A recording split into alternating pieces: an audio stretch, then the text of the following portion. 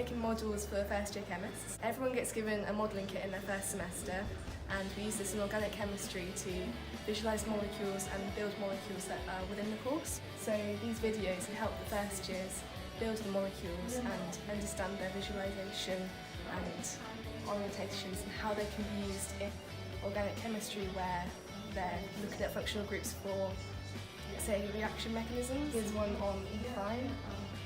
So as you can see, there's 3 bonds going around the 2 carbon atoms, and this shows that where the electrons will be within their electron clouds to help them understand where the electrons are coming from and how they're going to react. The idea is that they will use these videos before going to lectures, so if they wanted to bring their modelling kits with them, they can then use them in the lectures. So I'd like to go into teaching later on in life anyway, so me having the background and foundations on how to provide learning resources really has helped me understand the technology and how to learn things for myself.